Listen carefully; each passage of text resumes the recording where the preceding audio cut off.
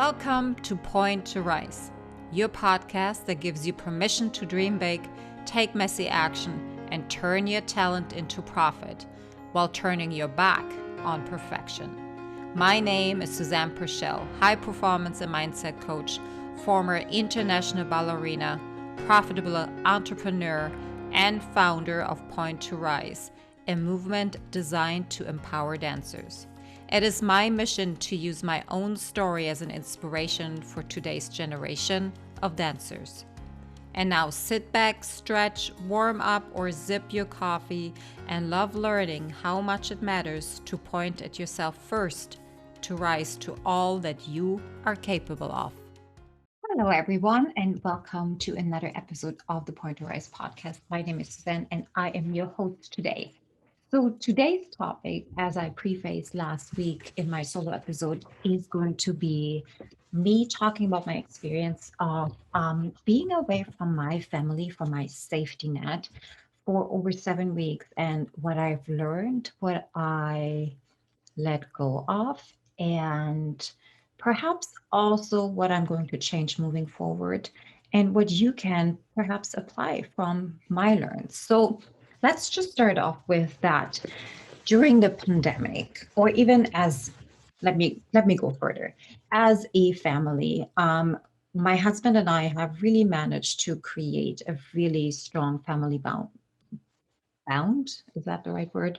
Um, between the five of us, meaning that we are all invested in each other's successes. We're all with each other at many given times during the day, during the week, during any kind of events. Because it was very important to us that none of them, including ourselves, would never feel alone and have that net available to always fall back onto. Now, if you are a student, you probably know what I mean in terms of family, if you are lucky enough to have that. If you are a mother or a parent or a father, you also know that there needs to be space at times so we can recreate, we can remember who we are without the other people. And during the pandemic, I think the five of us had grown together very, very closely. So much so that I, for myself, actually completely, I don't want to say lost who I am, but it was super easy for me to move into being the mom, being the wife, and dabbling in every certain avenue, even dabbling in the entrepreneurship or the businesswoman or the leader, but never ever being able to really put both feet into it, not because of being distracted, but feeling guilty of not being enough. So I knew back in February that I actually needed to go. I needed to go back to myself. I had a lot of things that I needed to let go of.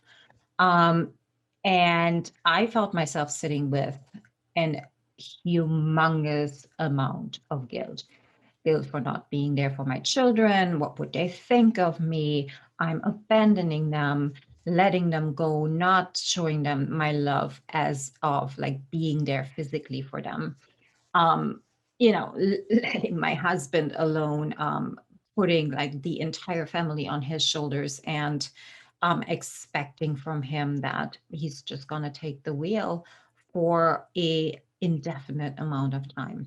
And that felt really, really, really, really, really, really heavy for me. And something that, you know, I didn't want my children to feel like, or I didn't want my family to think that I'm turning my back on them.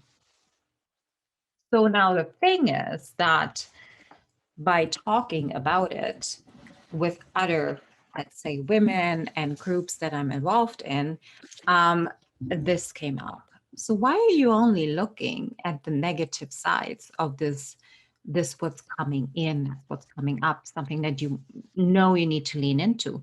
Why aren't you looking at it from a different perspective, as in Look what kind of an example you're setting for your children. Look at what kind of a possibility you're actually giving your family or even your husband or your children as individuals to see who they are without your presence at any given point.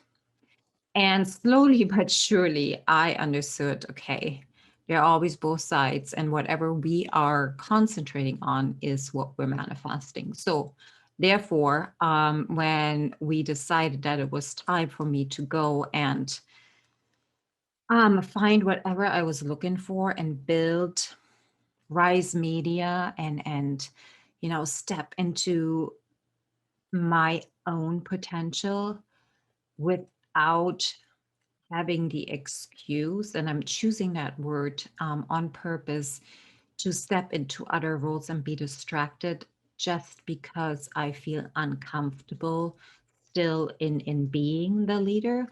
Um, Off I went, and I have to say that the first couple of weeks were really difficult. Like all of these emotions came up of what I didn't have and what I didn't was, and um, what didn't work, and I know that I had to go through this and see what's on the other side of that negative wall of emotions, to understand that everything that I was looking for is actually truly inside of me. It is nowhere else. But I could have not done this here with everybody here, because every time I would even come close to this kind of emotion and letting go of what was in my way, I would have just found rescue in doing the dishes, or found rescue in going to my husband's office and saying, hey, we still need to take care of this, or finding rescue and, hey, how about we'll go to the playground? I'm an expert at that. And I didn't have those possibilities. I did not have a distraction. I was just left with me. And even though they were only a phone call away, yet again, I was left with me in many situations where I would have found distraction. So that was my number one learn. And it also showed me that, I can stand on my own feet. I am so much with them, and I am also so much just by myself. And that was really, really important for me to see, because I always thought that I'm depending on other people, that my worthiness is depending on other people. And I think that was for the first time that I really truly consciously um found that no, I'm good who I am. I am great. Like, I am so proud of myself. Um, so what can I learn from that, and what can I give you here to perhaps apply depending on where you are at in your journey, or with what you need to do in your life right now. So I would say that my number one advice, or not advice, perhaps wisdom that I want to pass forward here, is that in order to do more, to build more, to become more of whoever and whatever you want to do, you not necessarily have to acquire new skills at times. It starts with letting go of old beliefs or old structures, old perspectives, or stories that maybe are dormant in your subconscious mind that you perhaps haven't even had the opportunity to look at. And you don't even know about them until you give yourself permission to really take the time to see what's coming up when you're putting yourself in different situations. So let's say you're always going to the same school, you're always taking the same class with the same teacher, you always um, are helped by your family, and you step outside of that bubble, even if it's in a company or if it's the industry and you're stepping outside of that. other things will come up that you had no idea that ever existed. And if you're not aware of something like this is going to happen, you will do everything in your power to not feel it. I promise you that that's going to happen. So give yourself the permission to explore what comes up when you are outside of your comfort and familiar bubble. See what's happening, and just have a really, really open mind, not to what am I going to discover in that kind of like a daunting way, but what is it that I can learn and apply later that will make me stronger and more desirable, perhaps, as an artist and as a person for yourself and for other people as well, right?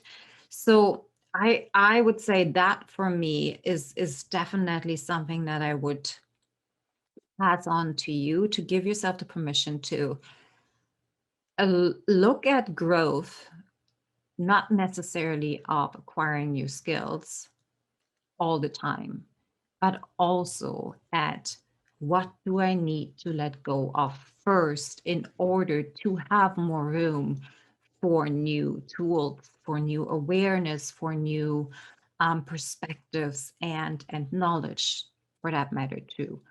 So yeah, guys, this is actually the first time that I really openly talk about my experience, and it may, however it comes out, I am at the point that I am not putting any judgment behind me for how I say things and how they're coming out.